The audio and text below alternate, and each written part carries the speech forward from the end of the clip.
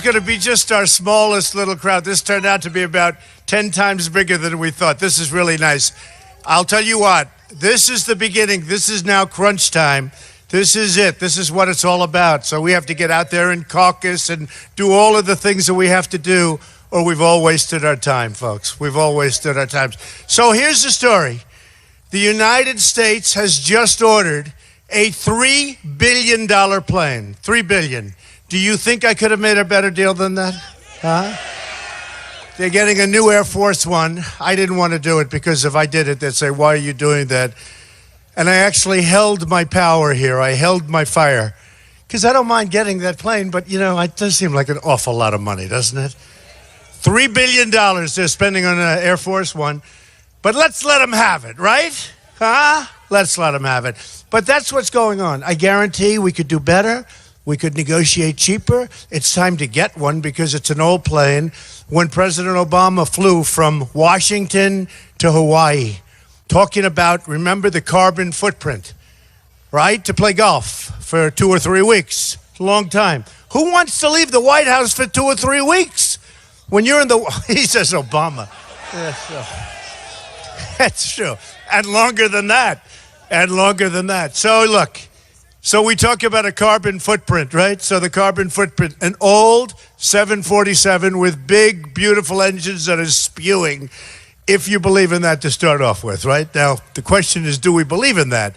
But that's the story. Look, we have a chance to do something so great. Make America great again. All these hats. Make America great again.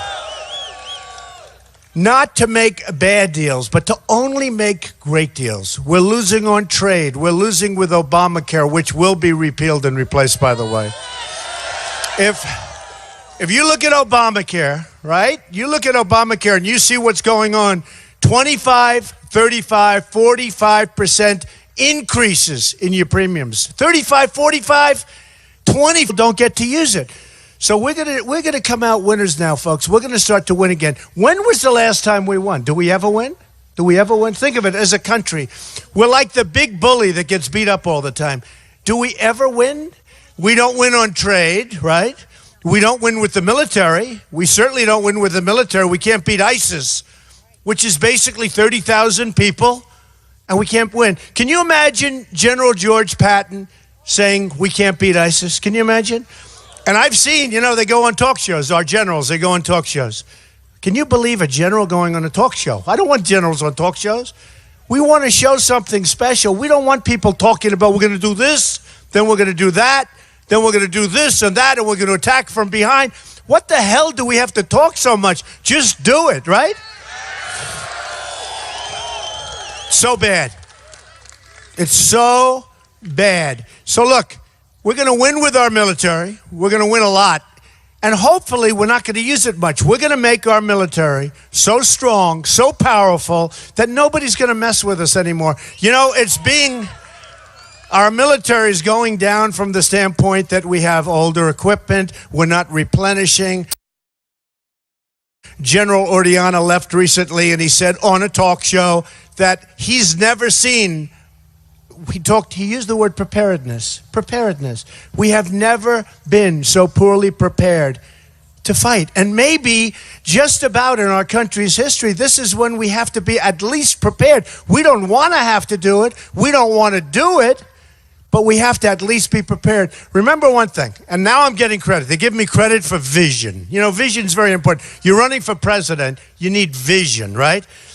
Smaller. I said, hit the oil, hit the oil. How many times have you seen that over 4 years? Hit the oil, take out the oil. They kept saying, oh, that's not a good strategy. Really, why? That's where they got all their wealth. That's where ISIS got its wealth. They're also getting it, I'll tell you right now, from banking circuits. Okay? And I understand banking. Oh, do I understand banking circuit world? And I want to tell you, they're getting a lot of money from that. So I'll shut that down so fast. They don't know how to shut it down. I know how to shut it down. But I've said for 4 years, and most of you have been fans for a long time, and I'm fans of yours equally, believe me, because we're all in this together. You know, this is a movement. This isn't like we're supposed to have 50 or 70 people. I was going to get off the plane and go, and we have about 5 or 6 stops. and I see this kind of a crowd, so we can't just leave you flat, right? We got to talk for a little while. By the way, do we have any like young kids here, like 10 years old? Okay, let's do this. I have a little bit of an idea. Look at that handsome guy. Why don't we put them over here, and we'll let them, but without their parents, we'll let them run through the plane. Does that sound good? Right? Look, the parents are all upset. So we'll get a little group together. We'll get some groups. We'll run them through. That's like the helicopter rides, remember? We had a lot of fun with the helicopter rides. We'll let the kids go run through the plane. I don't want the parents running through because the parents will damage it, right? The kids won't damage it, but the parents will. So you'll work that out.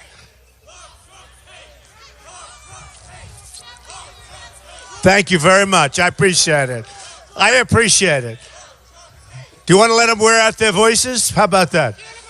All right, get them out of here, please. Please, boom. Get them out. Get them out. Get them out. Unbelievable. Get them out. USA, USA, USA, USA. So ridiculous. It's so crazy. You know, if we spoke to those people, assuming they have good intentions, if we spoke to them for a few minutes, we could convince them, I think, unless they're on something, which is a real possibility. Because you really say, what are they doing? All right, get them out. Get them out. Get them out of there. Come on. Let's go, Scott. Come on, Scott. Let's go. Get them out.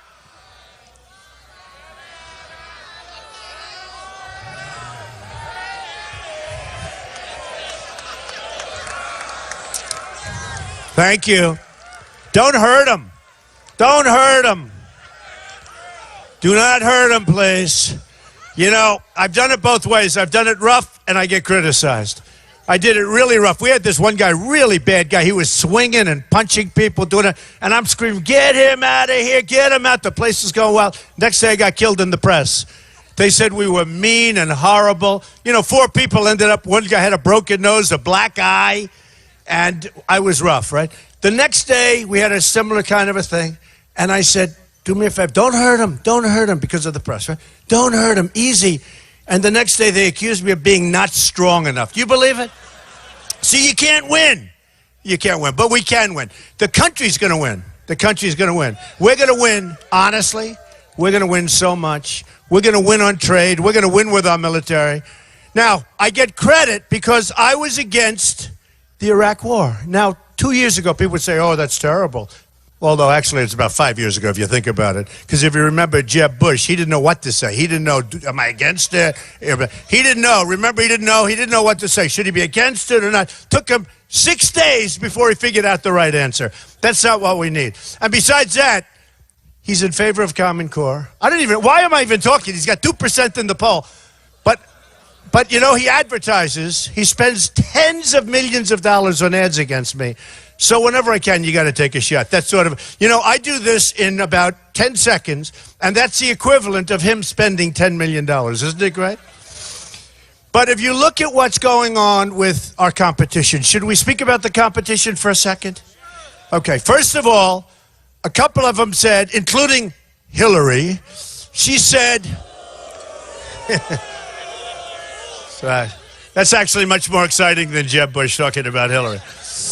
Because hard to believe, it looks like she's going to get the nomination, and it looks like they're not going to do anything to her. It's hard to believe, okay? Hard to believe. But if you look at it, she said, I don't like the tone of Mr. Trump, the tone. What's the tone? They're chopping off people's heads in the Middle East, especially if you happen to be Christian. They're chopping off heads, and she's worried, and actually Jeb Bush, the same day, he said, I don't like the tone. Well, the tone is that Hillary wanted to go to war with Iraq, and we totally destabilized the Middle East, and boy, what a mess. And Trump said very strongly, don't go to war. You're going to destabilize the Middle East. So, you know, I'm the guy with the tone, but I'm the guy that didn't want to go to war. You have to know what to do. You have to know when to use your military. We used it incorrectly. Now, Obama then came in and really blew it, because instead of keeping some troops and doing what he has to do and not giving an exact date. Remember when he said, came in, gave the exact date and the enemy pulls back, They couldn't believe it. Actually, they thought it was a camouflage, right? They said, can't be possible. Nobody can do that. Nobody would give us. Nobody in a million years would give us the exact date. He gave them the exact date. The enemy pulled back, waited. We pulled out entirely, and they just knocked the hell out of us, right? It's a mess. So now you look at the Syria. You look at what's going on with Syria. You look at the migration. We want to take tens of thousands of people that we have no idea where they come from. This country has enough problems, folks. We've got problems like nobody has problems. I mean, we owe $19 trillion. Your great representatives that you just sent to Congress approved the budget. It's your fault, by the way. They approved the budget. Did you ever see a budget so fast 2 weeks ago? Right? Another $2 trillion, right? So we have $19 trillion in debt. We're going to add at least another $2 trillion with a budget, and I think that budget took like 24 hours to do. And they funded the migration coming in. They funded all sorts of things that we don't want funded, including Planned Parenthood they funded. You saw that. They funded so many things. They funded Obamacare, an extension of Obamacare. And which is, by the way, which is dying, which is going to be dead by 17 anyway, unless the Republicans extend it. And it's disappointing to me. I'll tell you what's disappointing. We have Republicans. We send them. They sound smart and tough and sharp. And they go and you get elected. We're going to beat Obamacare. We're going to do this. All the things we want to hear. There's like 7 of them that are absolutely. We're going to win on trade. They get to Washington. They don't do anything. They don't even vote against it. You know, and I always say, they walk in with their wife or their husband, they look at these beautiful marble columns, they look at the angels on the ceiling, and they say, darling, we've arrived. We've arrived. And they leave with their tough as hell, they get over there, and they're like a basket case, right? Not going to happen with me. Not going to happen. It's not going to happen. Did you ever hear where they're talking about balancing the budget over a period of 25 years? 25 years to balance the budget. We'll do it much faster, folks, believe me, so much faster. We're going to make our country so great. We're going to make our country so strong again. We're not respected. You look at the way people treat us. They don't respect us. They take our money. They take all of our money. China, and by the way, I'm extremely friendly with China. Many good friends. I've made many good deals. I sell condos to these people. They're great people. The biggest bank in the world is my tenant. It pays me a lot of rent. I mean, what do I have against China? I'll tell you what, though. I have things against our people for allowing the leadership in China to take such advantage of us. When we have a trade deficit, think of it, $500 billion a year? And then they say, we want free trade. I want free trade. But it's got to be on an equal footing. It's got to be fair. It's got to be equitable. It's not equitable. And then you look at Japan, they're sending millions of cars, boom, pouring through. They take practically nothing, and you people know it better than anything. And when you send your product, half the time, a lot of the time, it gets sent back, right? It gets sent back. And then they charge you taxes. You know, in China, they send their product in, no tax. Come on in, folks, dump it in, everything. When we send it over there, it's impossible. A friend of mine's a great manufacturer. He does business with China. He said, Donald, it's impossible. You can't get your product in, and when you do, they charge you tax. Well, with us, you come right in, and there's no tax. We've got to make it fair. People like Carl Icahn have endorsed us, great business leader. We're going to use those people to negotiate for us now. We're not going to use the donors that we have, you know, where they give campaign contributions. These are people that are, in many cases, just hacks. They're like political hacks.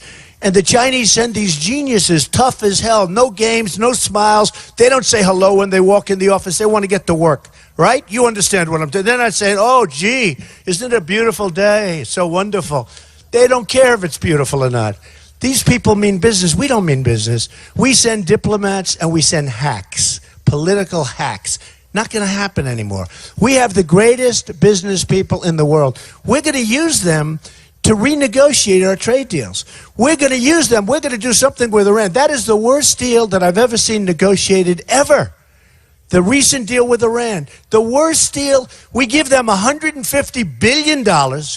They've got 24 days, but that doesn't start for a long time because you have to go through a whole process. So they could have months before we can go and do inspections. And they even have the right of self-inspecting.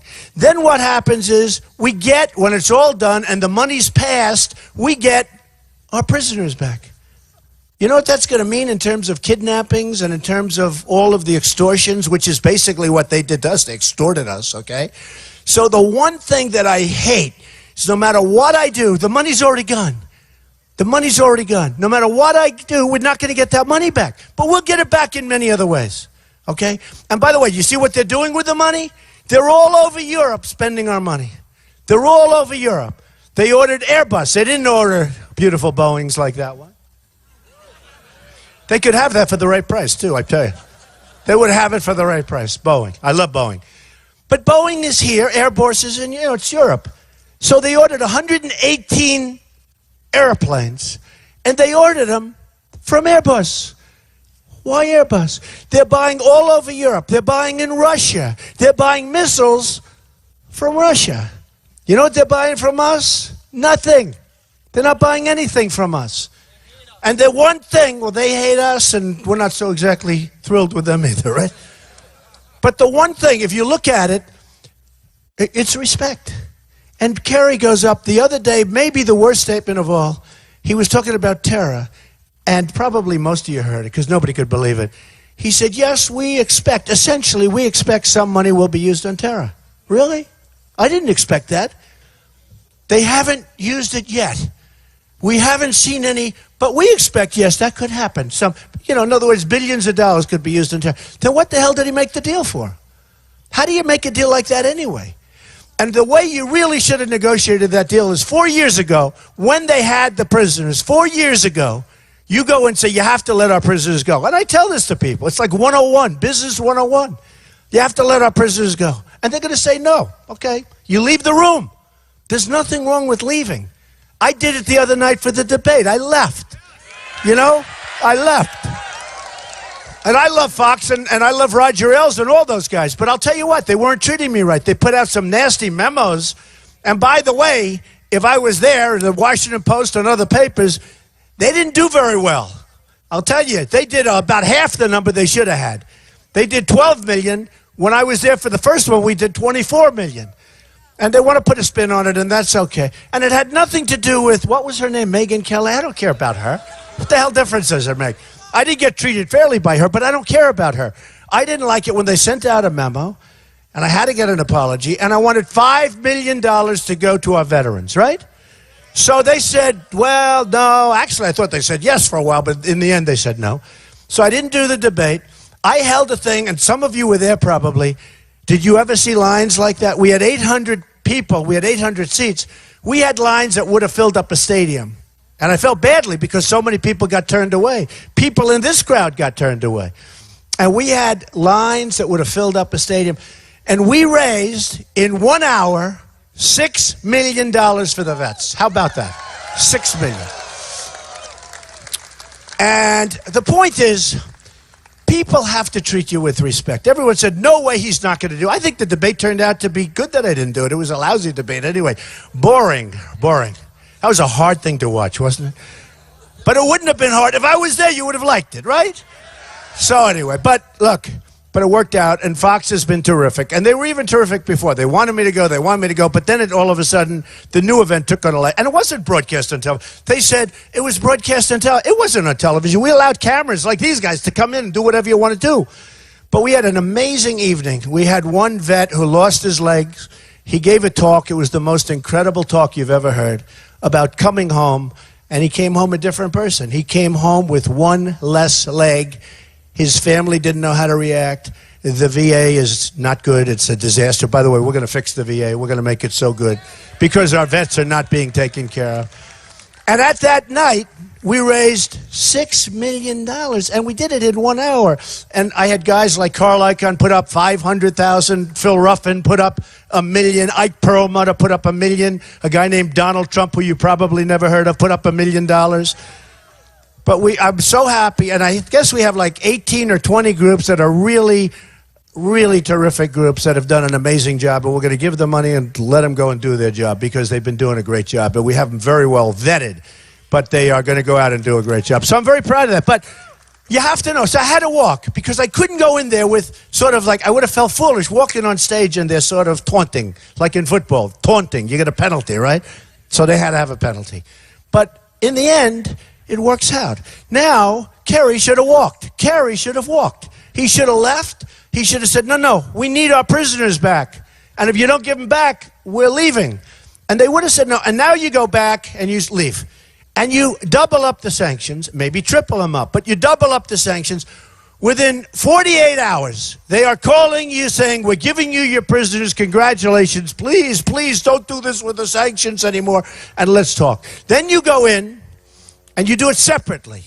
You do it separately. You say, oh, by the way, you make sure the prisoners are landed, they're on U.S. soil, right?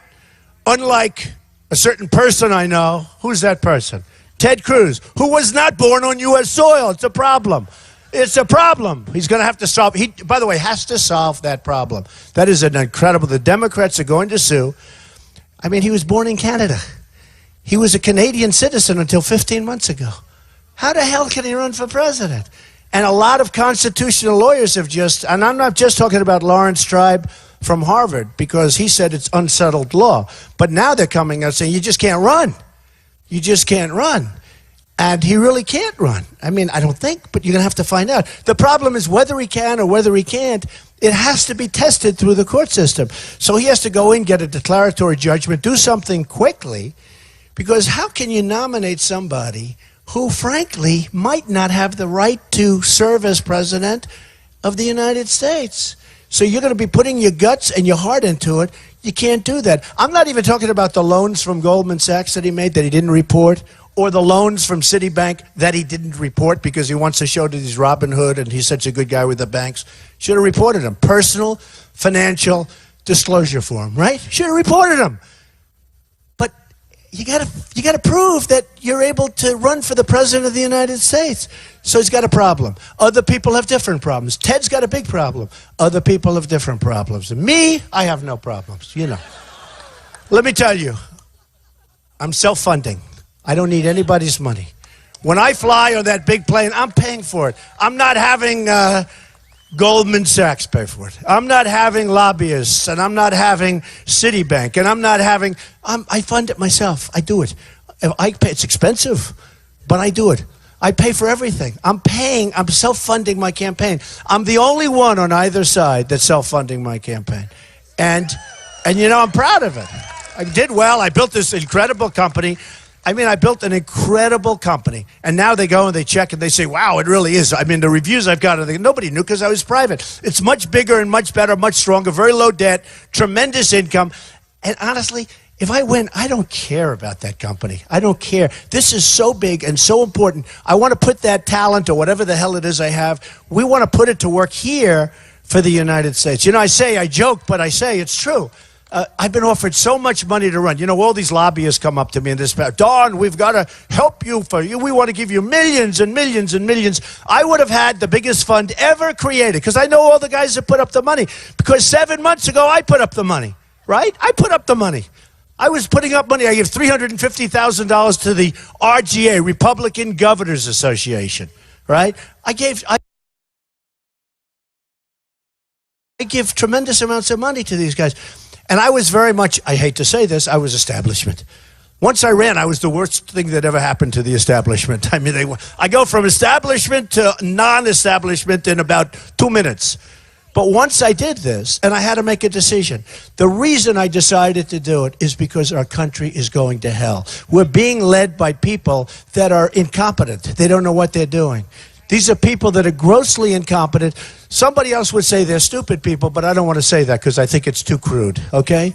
So I refuse to say it. But let me just tell you, we're being led by incompetent people. Just like Kerry making this deal for Iran where he gives them the 150, but he didn't have to do that. He would have had the prisoners back. He then would have gone in and said, we can't give you the money. Look, I believe in taking the lumps out. My father always said, take the lumps out, son, from Brooklyn. He'd say, take the lumps out if I was dealing with a contractor. He said, sometimes you get too rough. I said, I don't want to get too rough. And he'd say, take that. So here's how you take the lumps out. To them, we can't give you, we have our prisoners back, right? They're back. Okay? Now we say, we can't give you the $150 billion. We got no money. We owe $19 trillion. I want to give it to you so badly, we can't. And our people, approved by our Republicans, $2 trillion on top of the $19 trillion. So, and this happened 2 weeks ago, folks. This happened 2 weeks ago. You all know about it. So you say to them, we can't give you the $150 billion because we're a bust nation. We don't have the money. They're going to go nuts. But they'll be fine. They're going to be angry for about an hour. They're going to stomp. You know, they're great negotiators. The Persians are great negotiators. So they're going to stomp and around. Probably have to leave for a couple of days again, come back. And then you start the negotiation. So now we have our prisoners back. We don't give them the money. And now we're talking Turkey, right? I mean, now and I would have never obviously gave them self-inspection rights. You ever hear that? They self-inspect. A place that's the worst of all, they didn't want us going there. So there they have the right to self-inspect. In other words, you call them up, listen, we hear you're building nuclear weapons in that location. Could you please check and call us back? Next day we get a phone call. Mr. President, we've checked the area. There's no activity going on. Give me a break. Why? How can this happen to us? And then on top of it, we have 10 young, beautiful sailors. Their engine should have been fixed and go back and wave, right? Both sides should have waved. They get brought to land. They get put in a begging position. Raise your hands. And I heard the tone of that guy talking, and you did too. That was a nasty guy. That was a nasty guy. Hold your hands up. And by the way, 2 days later, they got the $150 billion. And if they weren't getting it 2 days later, those sailors still wouldn't be back. They might never be back. Oh, they'll be back if I get to be president, but they may never be back. So here's the story. We have a chance to do something historic. Look at the cover of Time magazine this week. It's the most incredible story because it talks about, they actually show the back of my head. It's almost like this picture. And I checked. No bald spot. I was very happy. But it's like this beautiful story. It's written by an amazing writer because the press is largely dishonest. I mean, they're the most dishonest human beings. They're the worst. 75% of them are the worst. Honestly, you have 25 that are fine. You have 10 that are fantastic people. But a lot of these guys, look at all the cameras back there. A lot of these people are totally dishonest people. Cover of Time magazine. The story was so fair. They said, we've created a movement. We have a movement. We had 35,000 people in Mobile, Alabama. We had 20,000 people at the Dallas Mavericks Arena, Dallas. We had 20,000 people in Oklahoma, twice. No matter where we go, we have the biggest crowds. By the way, we have the biggest crowds by far over Bernie. He is second, I will say. He beats the other Republicans and he beats the Democrats by a lot.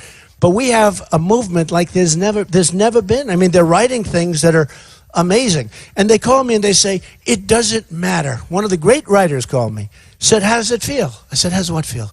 You have done something that's never been done before. It's the summer of Trump. This was 3 months ago. And now it's the autumn of Trump. And he said, you've never been. I said, yeah, but it doesn't mean anything unless I win. And I don't mean win the nomination. I mean win-win so we can change this place and put it back like it's supposed to be, like our founders had in mind. They said, how does it feel? We have to do it.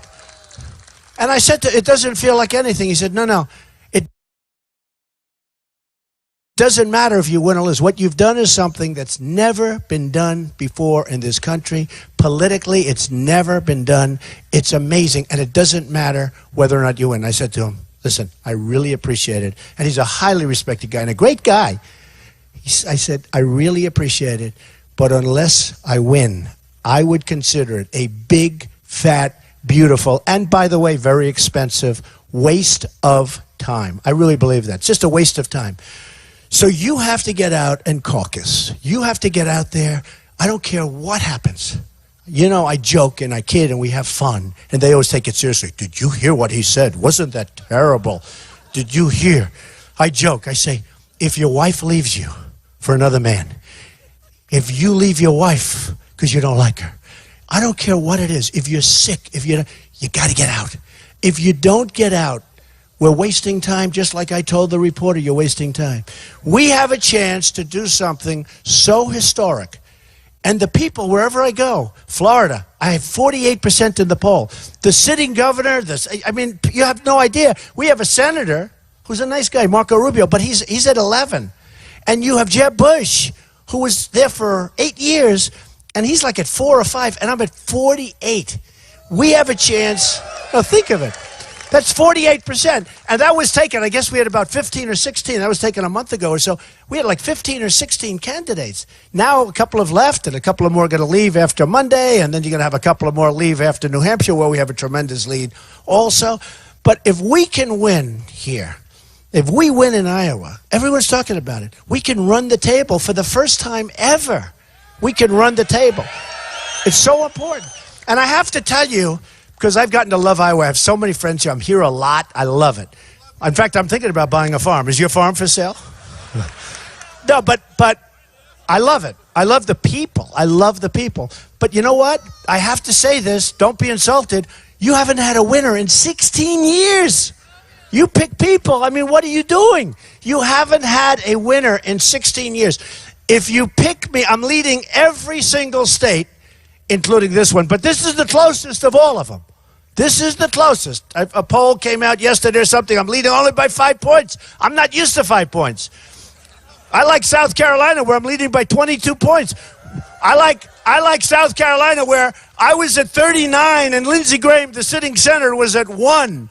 He was at 1, and he's a sitting senator. I like New Hampshire, where I have a 21-point lead. I don't like this 5-point stuff. You got to get out. I promise you this. We're all going to do it together. It's a we, not an I.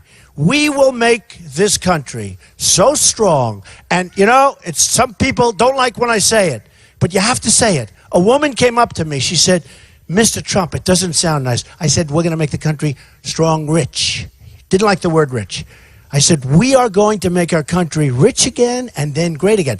And she said, it doesn't sound good. I said, let me tell you something. We can't be great unless we're going to be rich again. We're a poor nation. We're a debtor nation. So we're going to make our country rich again. We're going to make our country powerful and strong again, and we're going to make our country respected again. And the bottom line is, we are going to make our country great again, okay? So get out on Monday, caucus. The storm won't be until Tuesday, I hope, because they say, all of these people on television I'm watching, they're saying if a lot of people come, and they think it could be a record forever, they think if a lot of people come, Trump wins by a lot. If they don't come, I won't win. I won't win. And if I don't win, maybe bad things happen. Who knows what happens? You know, they talk about the cascading effect. Don't we all like winning? We got to win, okay? So look, get out on Monday, caucus. I think the storm's going to be on Tuesday, I hope. And you know what? Supposing it's on Monday, so you go through some snow, okay? You're from Iowa. Are you afraid of snow? Are you afraid of snow? But I don't think it's going to be. It's going to be like Tuesday morning, and that's what they're telling me. The geniuses in the weather bureaus, you know, which always get it wrong. That's the problem. So look, I love you folks. I love this country so much. I'm doing this. People say, why do you do this? It's so hard. It's so much work. I could be someplace else right now. You know that, right? I'm doing it because we have such potential in this country. We have such unbelievable people in this country. I love you all. Go out and caucus. Let's have a big, beautiful victory on Monday night. Thank you.